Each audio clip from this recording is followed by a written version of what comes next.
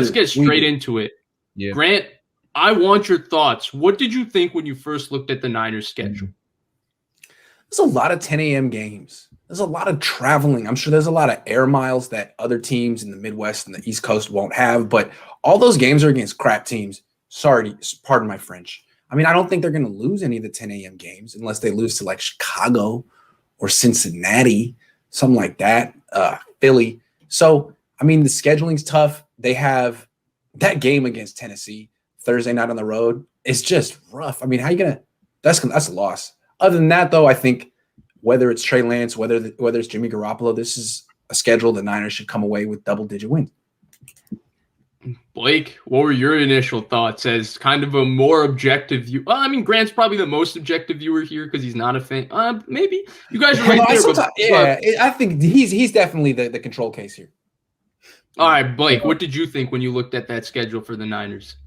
So one thing that I always do when looking at schedules is I look at the end of the season because those are the games that usually matter the most, right? It's crunch time, it's make or break. And I'm looking down from week 14 to 18, week 14 Bengals, week 15 Falcons, week 16 Titans, 17 Texans, 18 Rams.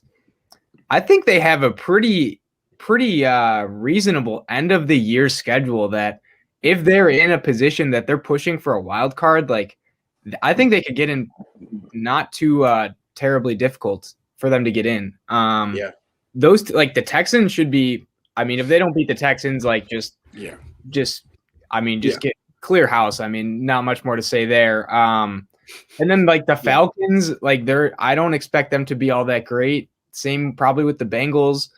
Titans and Rams could be tough, but with the Titans, I don't think they'll be like a super great team this year. So Rams will be tough. Obviously every divisional game's tough, but I think they have a really nice end of schedule for how it's set up as of right now. And if they are in a position that they're pushing for a wild card or to win the NFC West, like they should have an easier time than most when most people are playing divisional games, So I actually look at schedules opposite because my problem with looking at the end of schedule is two things. You don't know the injury variables. So you don't know what the team is going to be at the end of the season. And then you don't know which teams are going to be good. I always look at the beginning and say, is the beginning doable for the 49ers? I would say the beginning is doable. And I think the one thing that probably stuck out to me the most is that the Niners actually have a very favorable season in terms of weather. Like I look at that December game in Seattle and then possibly Cincinnati as maybe the only two games that they might be playing in inclement weather, which is always a really, really positive thing. Like what's the weather like in Chicago on Halloween? It'll be chilly, but it's not going to be like playing a November 20th to November 20 game like in Soldier Field and all of that. So that's really positive for me. And then the other thing I would that really stands out to me is like you said, that Tennessee game. I think that's the only one where I look at it as really a scheduled tough, like scheduled loss kind of game. Where like, wow, the schedule really screwed them. Like Thursday night across country in Tennessee against a very, very physical offense. Like, yeah, that's really, really tough. But otherwise, I'm like, there's not much really here where I go, oh my God, like, come on, like the Niners got screwed where you have to play cross country in New England and then the next week you play cross country in Seattle. I didn't look at anything like that. I think it's a favorable schedule for the Niners. I don't think it's as easy one as people are trying to say because all 6 division games will be tough. Indianapolis will be tough. If Aaron Rodgers is there, Green Bay will be tough. I think one of those NFC North teams between the Bears and the Vikings are going to be a tough football game. Yeah. And then I think Atlanta, Grant, I know like there's a lot of people that don't look high on their defense. I think Dean Pease is going to help their defense a lot. You go from the most vanilla in Dan Quinn to probably the most complex in Dean Pease. True. And that offense is going to be hard for anybody to stop, especially if Julio Jones stays. And then finally, the Tennessee game, obviously Thursday night, all of that. Playing Derrick Henry in December is always a cautious tale, especially with Taylor Lewan coming back. So I think overall it's a very favorable schedule, but I wouldn't call it an easy one per se. Yeah, I think they can handle it. It's not an easy schedule. There's just more cross country chips than I thought. Like they can do the Youngstown thing between weeks 1 and 2. And they should. They absolutely should. If they don't, all of a sudden that Philly game looks tougher than it needs to be. But then they have like these sporadic cross-country trips, one of them for a Thursday night game. That's rough. But I think they're going to go like 4-1 on those trips. So, yeah, they're not playing like, some of the better teams out east. They're playing the Lions.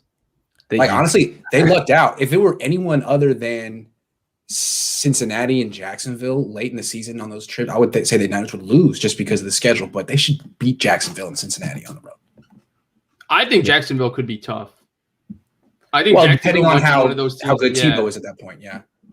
Oh, Tebow, you're right. Their success is going to be because the competitive edge that he provides to teams is going to make a huge difference. And real quick, before we move to the Packers, because we're moving a little fast here today, Jamal is asking about any trap games. And for me, the trap game, like I think Atlanta, Tennessee, like those are the ones people are going to mention and all of that. Atlanta. But for me, the trap game is week 1. It's week 1. I tweeted a little bit about this earlier. Kyle Shanahan, in the 13 seasons that he's run an offense, so as an offensive coordinator, a head coach, his offenses average 19.31 points per game on week 1.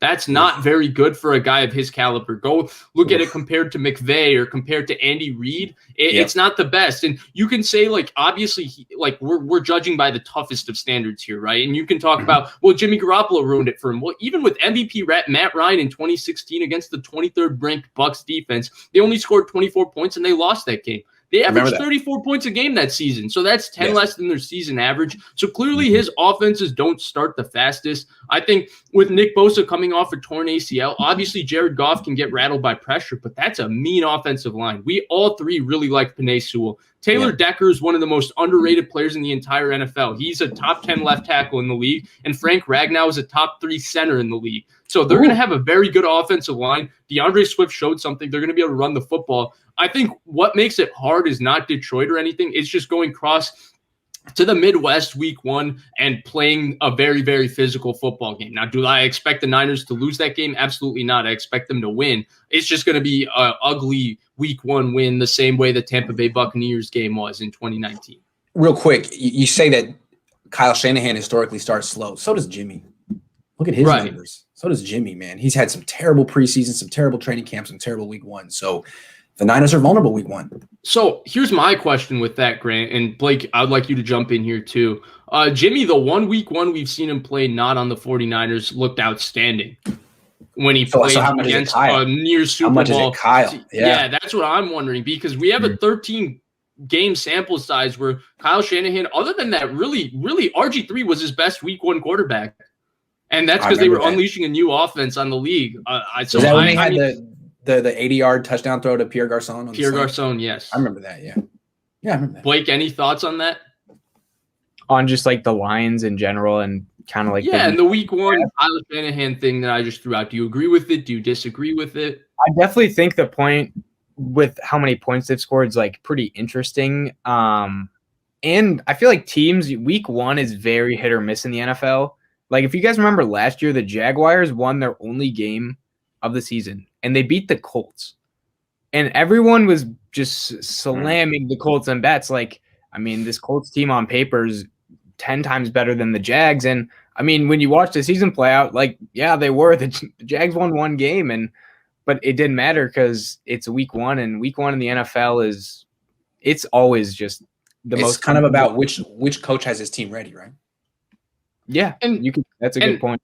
Yeah. Right, and you bring up like week 1's a total crapshoot. I think that's where for me it's bizarre because I think Kyle Shanahan's kind of established himself as schematically a very cutting-edge coach. Nobody would argue with that. He's schematically very good. So you would think that entire offseason to prepare the other guys that I would say are schematically cutting-edge, like Andy Reid, McVay, the Belichick and the Patriots system with Belichick and McDaniels, they come out week 1 and it looks like they're just a step ahead right away and they're on their feet running. But with Shanahan's offenses, it looks like it takes them, like, even in terms of like their discipline week 1, like the week 1 versus the Vikings in 2018, Grant, how many pre-snap penalties and drop touchdowns and just small execution errors and plays were there? So what I'm saying is there's a difference between play design and play installation. And from what we've seen with Kyle Shanahan is it takes him a little bit longer to install his offense to the point where it's his players are executing well. Takes him longer than Sean McVay and Andy Reid, period. Maybe it's because his offense is more intricate. There's more stuff going on. Whatever the case, you've definitely hit on a trend here. It's real. Yeah. So